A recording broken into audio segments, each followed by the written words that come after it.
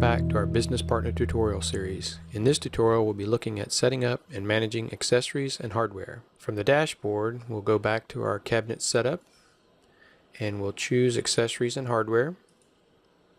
And as always we will land on our list view, and you just need to pick the item that you would like to work on. And in this case I want to search for something that might have an image so I can show you how that works. So I'm going to go ahead and go to in the category field and choose functional accessory, and then in the classification I'm going to choose a Lazy Susan because I know most of these have an image associated to them. So you see the image here, and as we discussed in other videos, you can add a video here. Since this one already has one, when I use my right button, my only option here is to remove it, or I can choose the new button and then it'll let me either paste one in or it'll allow me to search on my hard drive to add an image.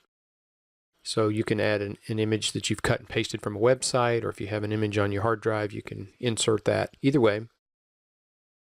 So here, as we had with the last database, we have a sublist view. So here's our primary list view where you see all of the items. Since I have searched for only functional accessories and Lazy Susans, I'm only seeing 24 of 332 items. This is both accessories and hardware, and so there's a total of 332 items. But once you're into this item, you see that those two criteria are filled in here. So I am only looking at, even in this sub list, things that are functional accessories and are Lazy Susans, but I can clear these here and see everything.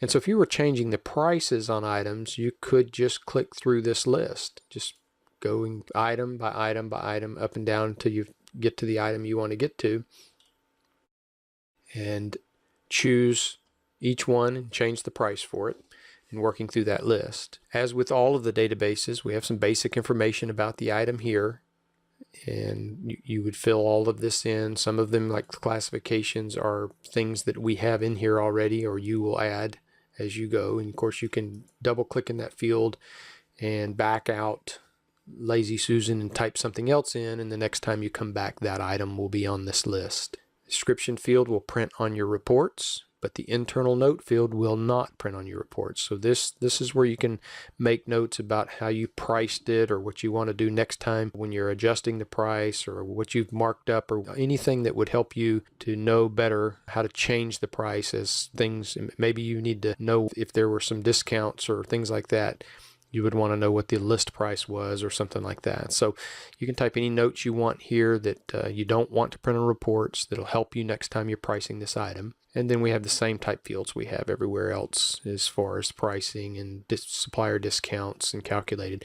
But these two fields are new from what we've looked at prior. Now we actually have some shop labor and installation labor that are independent of our labor rates. When we come up to cabinet setup, we see here at the last button is labor rates, and those labor rates are for the items that we create in the pre-populated databases like cabinets and applied ends and things like that. But these accessories, we have no idea what you're going to enter into here, and so we have no way of creating a category within the labor rates for all these odd items. So here's where you control that. So once a year, if you update your pricing based on a set amount or something to account for inflation, then you would want to come to these numbers and adjust them. And again, this sub list view would make that quick and easy to come through and say, well, I want to add 5% to the shop labor and installation labor on all these items. So you have that opportunity.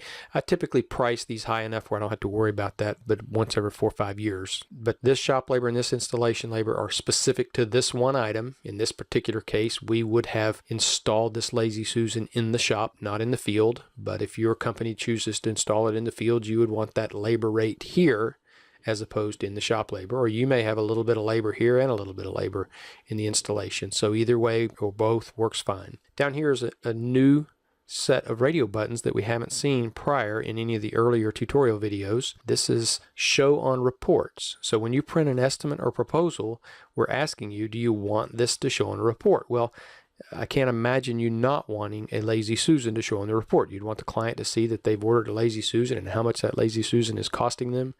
We'll save you phone calls by having that answered on your estimates and proposals. But there are items, and let's go back to the list view and clear our search criteria here, and here this first item is a complexity upcharge.